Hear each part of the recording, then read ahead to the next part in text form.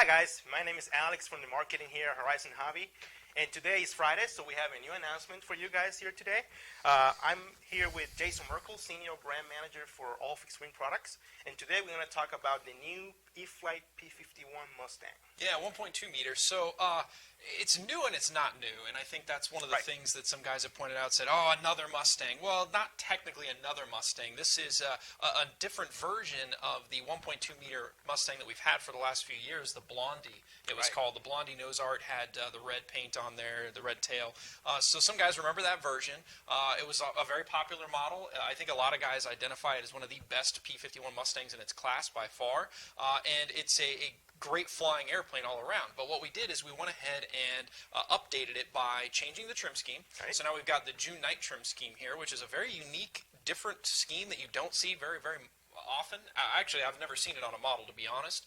So I think that's really cool. Very, very unique. It's got a cool look to it. It's got those black and white stripes. You got the olive drab on the anti-glare, things like that. And so we changed the trim scheme, so it was a visual difference. Some of the parts stayed the same, like the wing, for example. It's actually the same wing. It's got the invasion stripes on there, but it's the same one we had before. Spare parts will all be sold for the Blondie and for this model as well, but we didn't have to go with all new parts, which is nice. And then we added Safe Select to the Bind and Fly Basic version. So there's a lot of arguments on Safe. You know, some guys say, oh, Safe is horrible because it doesn't help people learn how to fly, and some people say, you know, Safe is great because, you know, maybe I can't fly very well and it makes me feel better about it. And, you know, and I've been flying for a long time, like almost 30 years now, and I don't need Safe for any reason. I can fly most airplanes, but the benefit of having Safe is that if I was to get in trouble, lose orientation, for example, I could flip into it real quick. If I wanted to have somebody fly it that hasn't flown before or has very limited skills, I could just flip it into Safe and hand them the transmitter, and I know they could fly it, and they won't get it upside down and into the ground very quickly. At least not before I could grab the transmitter back and save it if needed, but I don't even need to do that with Safe, so that's the great thing about it. So the Bind and Fly Basic version does now have both AS3X, which the original version had, and also Safe Select, so that's kind of a nice addition, and it makes it possible for guys that maybe have learned to fly on a trainer and they're ready for their second airplane. They could fly this as their second airplane. So maybe it's not really for beginners, but if you have a 4-channel experience, you probably is the next step. I would not say it's a first airplane, not by any stretch. You know, most guys would argue, oh well, you know, it's a warbird, and warbird should be, you know, many airplanes down the road. Okay, maybe that's true, but my argument is if you can fly a 4-channel airplane successfully, take off and land all by yourself, keep it, you know, without going too far away and things like that, especially with Safe turned on, you can definitely fly this as your second airplane. My second airplane, my first low-wing airplane back in 1990 was a Dynaflight Funscale P-51. I was bound and determined, and all the guys in the field were like, you cannot fly a Mustang as your second airplane. And I was, 10 years old, so I was like, nah, whatever, I don't care. And my dad's like, oh boy, this is not going to go well. And the truth is, I did learn to fly that airplane, but I broke the landing gear out of it multiple times. And the reason for that is because, especially on landing, it was hard to get the thing, to keep it from ballooning or stalling it out too much. And, Safe helps with those things. And, especially when it's windy, and I used to fly in a lot of winds and a lot of crosswinds, and that was problematic for that. So, I think there's, again, pluses and minuses to the Safe argument. I don't want to get into all those, but the truth is it's good, and, if you don't want to use it, you don't have to. That's what Safe Select is. You can just leave it off. So you can actually, depending how you program it, how you bind it, but also you can put it on a switch, right? Yes, exactly. So most of our airplanes, especially the ones that have the AR-636 receiver, you just change the binding process. So if you leave the plug in, it just binds like normal. If you take the plug out before you complete the binding process, it turns on Safe Select. So you don't have to even activate Safe Select at all, but if you do, you can sign it to your own switch. And then some guys have argued, well, if it's on a switch and I bump that switch, well, okay, you just don't activate it then. Now, some of our airplanes, like for example the Ultra Micro Timber, Safe Select is built into it out of the box. So you do have it defaulted to a switch out of the box. You cannot bind without it, but what you could do is you could just say, hey, this switch is 0% this way and 100% this way, and 0% is safe and 100% is not. Just set the travel to 100% in both positions, and boom, now you don't have Safe anymore. No big deal. So I don't think guys need to worry about Safe. Now, another big difference between this one and the previous one is the battery. What can you tell us about it? Yeah, that's one of the bigger changes that we've made in the recommendations. It did not actually require a change in the motor or the ESC. We just did some very extensive testing over this past summer, and we tested the original power system from the Mustang, which is the same power systems in the T28 and some of the other 1.2 meter warbirds, and we flew the heck out of them on 4S batteries. And the truth is that they survived better than we probably would have expected based on the specs, but the truth is that it's no problem to run 4S on this setup right out of the box. Those same setups. You don't have to change the ESC or the prop or the motor or anything like that. Basically, in the air, the prop is unloading, and the performance is fantastic with a 4S setup. You don't have to worry about overheating in most conditions and things like that. We'd still say it depends on the battery and your throttle usage and maybe the environment you're flying in, but out of the box, we recommend this for both 3S and 4S operation. That's cool. And battery size, you're looking, what, 22 to 3,000? I guess that's kind of the standard. I think most guys would probably run like a 4S 2200. You could get a 3000 in there, even some maybe bigger batteries depending on the shape, the way they're shaped. But basically, it's set up for that narrower width battery, like a 2200 or the 3000 milliamp that we sell in E-flite's got the narrower width than, say, like an old 3200 or 3300. But that's a big change. We got the different trim scheme. We got the bind and fly basic version with AS3X and Safe Select. 3S and 4S recommended compatibility out of the box. And then we also have a PMP version. So we did not have a PMP version before. We only had the bind and fly version, so that version is available for a little bit less. It's $239.99, so $30 less without the receiver. And the bind and fly would be $269. $269.99 so same US. price as pretty much all the other 1.2. Same price as all the other ones, except for the T28's $10 more because it has tricycle landing gear. So that you get an extra retract. Has that extra retract in there they had to charge us for. So I see a lot of other details that the previous P-51 has. I see retracts, flaps. What else? Yep, so we've got functional flaps out of the box. We've got functional retracts, electric retracts out of the box with the nice strut covers and wheels.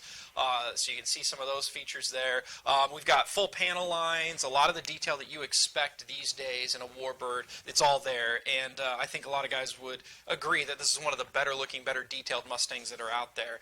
So you've got all those features out of the box. One thing I wanted to point out is it does have 6 channels then, right out of the box. So you have to have a channel for the retracts and for the flaps.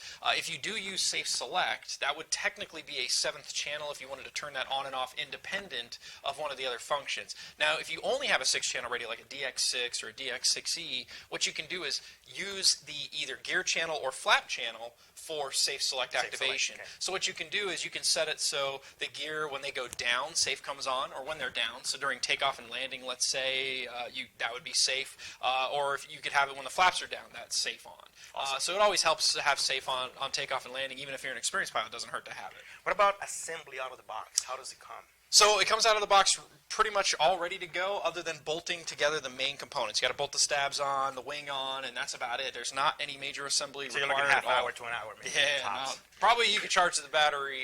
It'd probably take you less time than charging the battery. Okay. Yeah, awesome. Exactly. Awesome. The hatch, is it on the top, bottom, or? On this one, we got a top hatch, which is very convenient. You don't have to flip the airplane over. That's always kind of a minor annoyance when you get to an airplane this size. So we've got the top hatch. It's got a cool tray that allows the battery to slide in and out there, which allows you to you can adjust the CG accordingly. You know, batteries vary in weight and size, so CG is very dependent. Also, one thing I want to point out on CG, I always see these arguments. Guys go, oh, you know, their recommended CG is wrong. Well, our recommended CGs are usually conservative, which means that maybe it's a little more nose heavy than some people like. CG is it's a preference thing to a degree. If you get too far back, you're not going to be able to fly the airplane.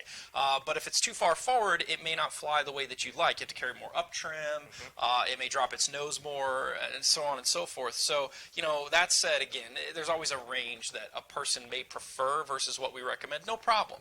You know, there's self-preference in a lot of things like exponential and travel adjustment. We have recommendations in the manual to get you in the air successfully. If you don't like them, fine-tune them from there. So if somebody had the previous 1.2 meter and say, well, I have this 101, but I want to kind of have the new scheme on it, can they buy just the fuselage and they put their own wing back on? Or? Yeah, they could. They could theoretically. The catch is it's a lot of work to install the power system and the servos. Sure. But hey, you know, I mean, I say a lot of work. It's not that bad, all things considered. But you would have to do that. So, you know, and that said, of course, if you want Safe Select, you would have to get the version with the receiver. You have to get the whole airplane with the receiver to do that again.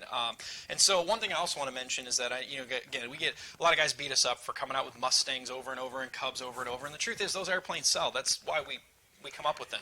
And then some guys say, well, you know, so-and-so out there is making these crazy obscure airplanes and they're more popular and they're more exciting. Of course, guys, that's personal preference. We would love to do, there's a lot of airplanes that I like that 50 people might buy, but that's not enough to justify creating a whole foam mold and to create that product. So that's not something that unfortunately we can take care of, make everybody happy. But I think any Warbird lineup, you gotta have a P-51, and you gotta have a Mustang in this case that's kind of up to the level that our other Warbirds are. So we've got the AT6 that's out there, the 1.5 meter. I know it says 1.5 meter. You go, well, that's not the same class. It is. AT6s have longer wings, so it's the same category of aircraft. So it's the same class because it's the same power system, I guess. It's basically the same power system. Now, the AT6 has a slightly different motor in ESC, so that one is not recommended for 4S operation out of the box. But the other 1.2 meter Warbirds, P-47, the Spitfire, the T-28, the Mustang, Corsair, we recommend 3S and 4S operation in those. We didn't originally recommend it, but you can if you want to run that. And so I think that's a nice thing that a lot of guys may not have known. We've done a lot of testing on that, so you can do it. But again, I think it's nice that we have this now updated version of the Mustang. Again, not an all-new Mustang, but an updated version available in Untitled Basic and some of the plug and play and things now. So I'm just gonna go through my feed here, see if there are any questions. And I'm not seeing. Is there anyone from YouTube, Kyle?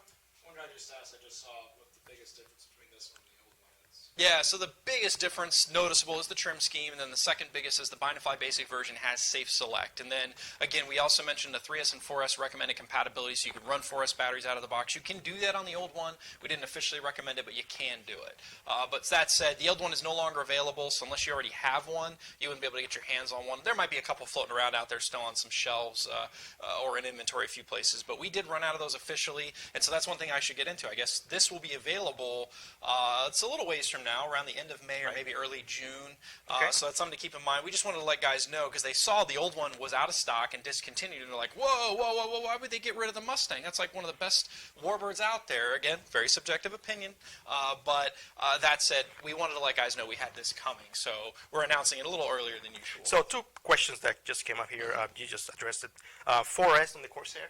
Yeah, no problem. Yep. Yeah, I've flown my own Corsair on 4S, and oh man, it's a hoot, I gotta say, and it's been fine, no problem. Again, there might be variations in if you have a super strong, very good performance, high voltage 4S battery, and it's a really hot day, you may have to be careful about throttle management. Okay. But, that said, we're gonna do some further extended testing this summer and see what the recommendations officially might be on some of the other models. Justin is asking, how long does it take to assemble? Yeah, I'd say roughly. It depends on your skill set and your familiarity with things, but 30 minutes to an hour, give or take, that's about it. Cool. Any other YouTube questions, Kyle? One person asked if we plan on making any non-allied Warbirds. Yeah, so we talk about it all the time, and that's one of those things where, some of us, we have preferences for some of the non-allied Warbirds. A lot of us really like the German aircraft in particular, maybe even a Zero, for example. And so, when you look at things, it comes down to a balance of, will enough other people out there like that and buy that to make it worthwhile, to pay for the molds and so on and so forth. So at the moment, I cannot confirm nor deny that we will, but I will say that we hear you. We hear you. We see you. We know what you're saying. We feel the same way you do. A lot of guys maybe accuse us of just being narrow-minded and boring. We're not, man. All the guys that work here, we're all pilots. You fly, I fly. We've flown our whole life. We have a lot of interests, but you also have to look at things from a realistic business standpoint. Awesome. Yeah. See if there are any questions here. And the one thing I want to say on this is I've flown a lot of Mustangs. Like I said, my second airplane was a Mustang. Now, granted, that was a fun scale Mustang. It was nowhere near the scale outline that this was. It had nowhere near the scale detail. And over the years, I've flown a ton of different sizes, bigger, smaller, different electric, gas, glow, and this is the best flying, hands down, Mustang I've ever flown. I was blown away when I flew it. I didn't know it was that good flying of an airplane until I saw one at the field, and I watched this guy, not very experienced, taking off and landing. He was a little slow on landings, but it never bit him. It never fell out of the sky, tip stalled the way that my fun scale one did or some giant scale ones that I've flown did. And I asked him if he'd let me fly. He let me fly. I was like, wow, this is amazing. I cannot believe how well it flies. So I think there's 2 guys here asking for, well, at least we sold 2 zeros. So there's 2 guys. There you go. Fair enough. Hey, you know what? Comment. Let us know what you want to see. Let us know, yeah, what time. And I cannot guarantee we're going to do it, but the more of that data that we have, the better. We do want to know what people might like to see in other Warbirds. Yeah. All right. Any other questions, Kyle? Average flight time on the recommended line? Good question. I would say depends on throttle management and battery performance, but roughly 5 to 8 minutes for most people, for the most part. You could stretch that out past 8 minutes with a big enough battery throttle and back, and if you barrel around full throttle the whole flight, maybe 4 minutes on some batteries. So, awesome. Somewhere in that 5 to 8 minute range is about right. Just a quick side note. So next week we're going to Toledo. Yeah, we'll be at Toledo, yeah. So we're going to have this plane there on display as well, so people can actually see it. You can see it in person, and yeah, of course, come by the booth. You're going to see all kinds of new stuff. We've got some of the things that we've just announced that maybe haven't shipped or just started shipping, like, for example, the Mall, the Park Zone Crescendo Advanced. We'll have some of that stuff on display in the booth. Be sure to stop by and check it out. Yeah. Alex will be there. I'll be there. Say hi. Any other questions, Kyle? Parts interchange from the Blondie to this? They sure do. So, for example, the wing is exactly the same wing. We didn't even change the paint job on the wing. Fortunately, it matched the June 9th scheme. So, almost all the parts are the same. The only difference being that, for example, the fuselage is painted differently. That's the only difference. Any questions? All right. Well, I think thanks for watching, guys, and that's all we have now. Have a great time. Thank you. Thank you.